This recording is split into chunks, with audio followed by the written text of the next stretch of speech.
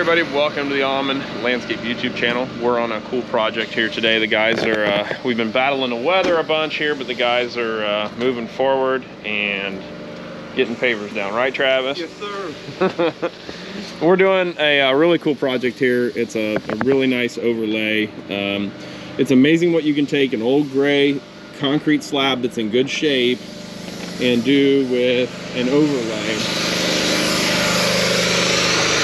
And so what we're going to talk about here is a lot of things, but one of them is an overlay.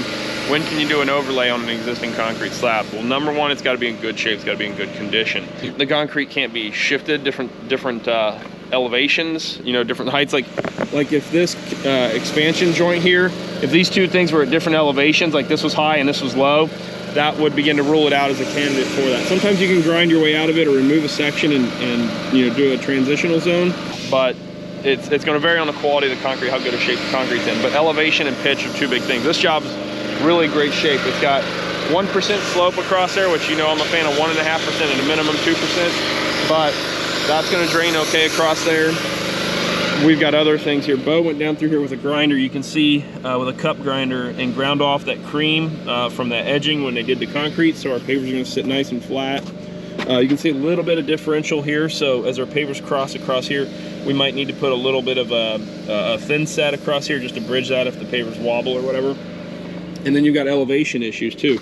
So where these two elevations of concrete meet up, what do you do there? So in this case, we're fortunate we're going to cut out this concrete from either here or maybe midway, and then we're going to make a transitional slope across there that'll then taper. So we'll take this out, base it in, and do a paver ramp, you know, down to meet existing grade. Thing you got to watch is in like your main area, you got to watch that, like if you do an overlay like this, you're not in the way of doors or affecting, you know, anything unintended down the road. Something I noticed here you got to watch out for your clients is they've got water blowing out of this thing. So their drain lines, they spent a fortune with somebody doing other drain lines that aren't working real well, and they're blowing out there. Now granted, we've been getting some really crazy rain here the past 3 days, and you'll see the mess of it. But you can see our sailor course here. That's gonna go like that. That's all working out pretty good, the very minimal cuts, which is super cool. There's gonna be a vinyl pavilion up here. Keith is staging pavers for us, getting ahead of stuff here. Now you can see some, the Unilock calls it watermarking. It's efflorescence-ish. We're gonna swap this out. We don't want it. They also sent us some stuff that is kind of scratched up, so we're gonna reject most of that. So anyways, yeah, so that's that. Obviously it's super wet. This is gonna go out in a half moon like this. It's gonna be seat walls, columns, the whole bit across here. So you can also see too, see our elevation there? That worked out good to where we were able to, they had two really tall risers right there. And so we took that lower step and raised it up so we could split that difference. It's still pretty tall risers, taller than I like, but our client's happy with it. They're cool with it, so be it. Other than that, that's all starting to take shape and look pretty good. Here we go. Another thing I want to talk about here is our walkway. So the best value for our client is to just do an overlay on the walkway. And what we're going to do here is, this is a big pet peeve of mine, so bear with me here, but on a walkway, you want to watch how you handle the layout with your banding. Some guys will take and they'll do their banding like this. They'll still do a soldier course on their banding. And then what you end up with is this narrow goat path the whole distance. So we figure, and I feel, because what this does then, that limits the implied walking space. You feel like you're only supposed to walk through here, not, you know, like you're free to walk across there. So I'm really big on making sure that we've got,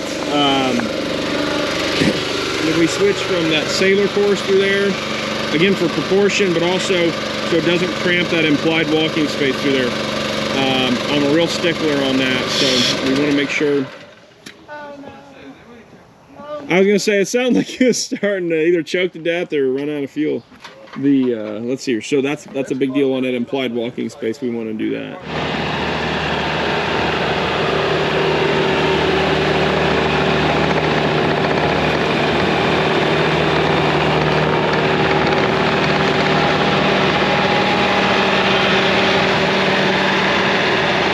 So that is what makes it worth the extra cost of a tracked machine. It's just the amount of yard damage is minuscule compared to a wheeled machine.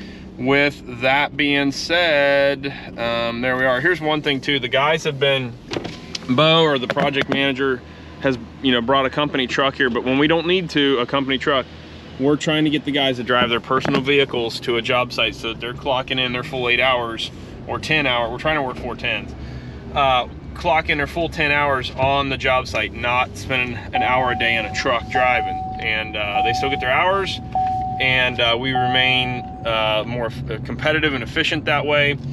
And it allows us to put those billable hours on the job instead of in the windshield time. So definitely something you want to do as much as you can.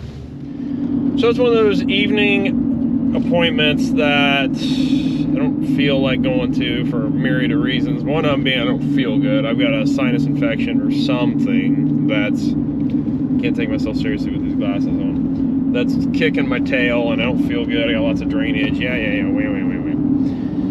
We've got this overlay project that you've seen some of, or you'll see in this video. I don't know how it's going to get edited, but so we got an issue that has arisen from the way this project went.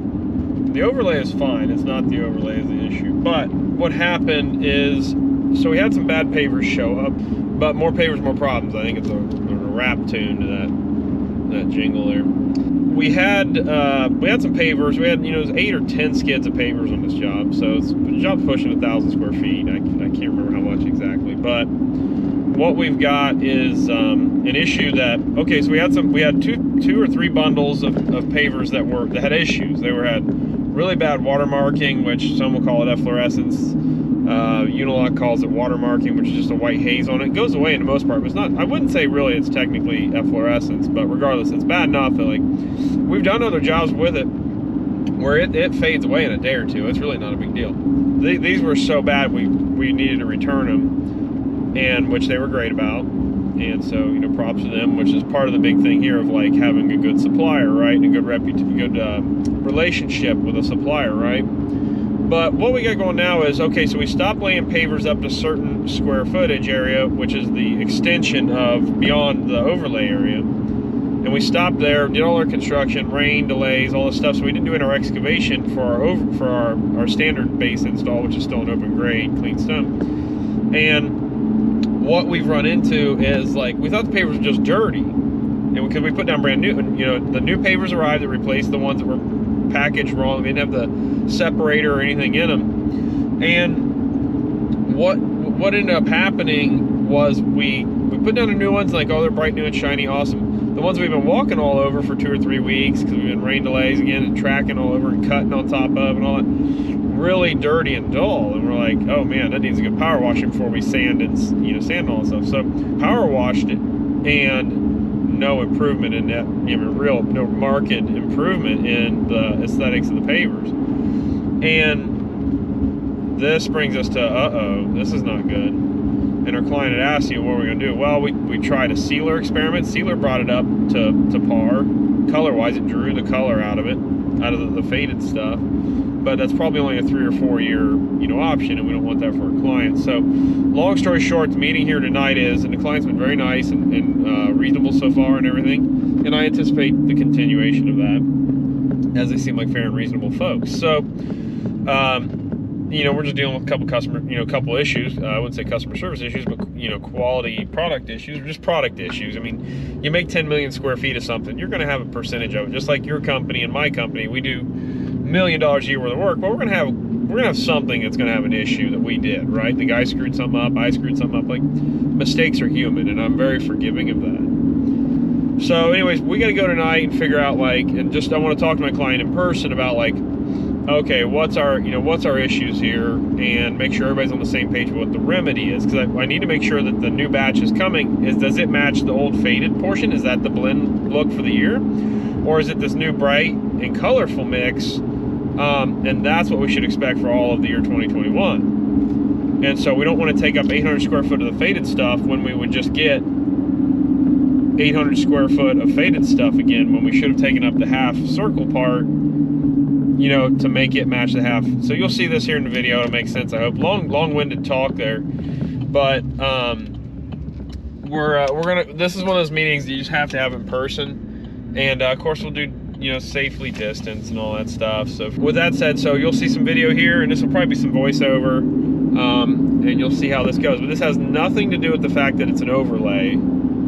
Zero. It's no different than it being stacked on the pallets itself. We got 2 different batches of material from 2 different times of production in the plant. So what I liken that to is, like, imagine making the birthday cake icing, trying to make it the same blue as you did last year, exactly, and with the same quantities of icing and the same size and quantity of drops of blue dye in it to make it the same blue as it was last year. It's, you know, it's going to vary some, which is why they say you should blend pallets, which we do generally. We just didn't, and this because we generally haven't had an issue with it this dramatic. Well, finally this has bitten us, and now we've, you know, we did a point, reached a stopping point, waited to do our excavation and continue on. Well, we couldn't blend those pavers back together without it looking like a patchwork quilt. So we'll show you the video here and get it straightened out.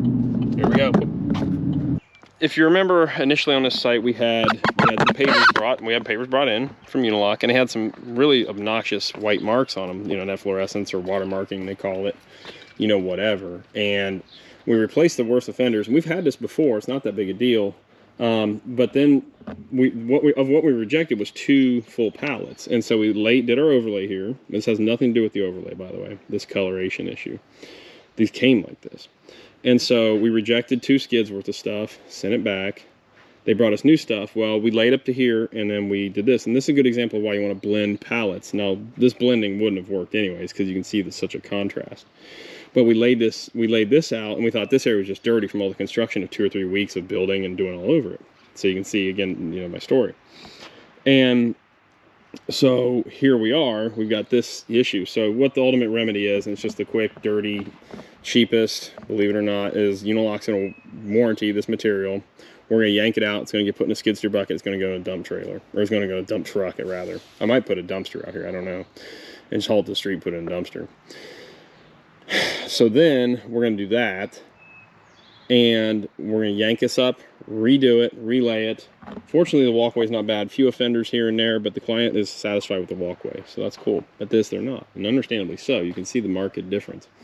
So that's what we're going to do. Again, rejected material was replaced by this, which is out of a completely different batch.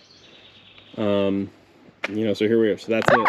A phrase that I say often, I haven't used it in a while, is a phrase I say, welcome to contracting, with when other contractors reach out to me about these kind of issues. And you're going to have this, and this one's going to, you know, the material is going to be, you know, no additional charge to us, but the labor we're going to get killed on, because this is a whole day with, I'm going to put everybody we got on it, and we're going to get murdered on the labor, and it's going to blow our job hours up just to death on this job. And it pains me so badly. I wish we would have caught this sooner, but I saw it myself and just thought everything was dirty, because everything was dirty. It did clean up. You can see the marks where, you know, we might have missed with the power washer a little bit, and how dirty it is, or was, but not enough to save it. So there we go. Inspect your material when it arrives on site, but even before it gets off the truck if you can. Don't hesitate to reject material if it's not up to quality and standards. Get rid of that stuff. Get it off site before you get it on the ground. This situation was actually kind of, nobody really saw this coming, and we didn't realize it was so, you know, faded and discolored so badly, you know, compared to a brand new batch of stuff. So that all being said, excuse me, that's kind of where we're at with that thing. So yeehaw, that's a tough one. Now the boss is on the job here. Our territory manager for Unilock came out and took a look at our watermarking issue, and he took this product here and did a test on this area here. And so you can see, I can't tell on the screen, but you can see how hazy that is and out in there. But this area here, about a 4x4 area, give or take, looks pretty darn good. So now we're going to treat this whole area next week. It's Memorial Day weekend. It's like 60 degrees. It's absurdly cold. And we're going to treat this whole area like that, and then hit it with a wet sealer, protect it, lock it in, make it look really sharp. So that's the game plan for next week, and we'll get this thing looking top notch again. And now we have a solution. So instead of yanking all these up, which is really wasteful, and now knowing that our product is working like it should, we're in good shape.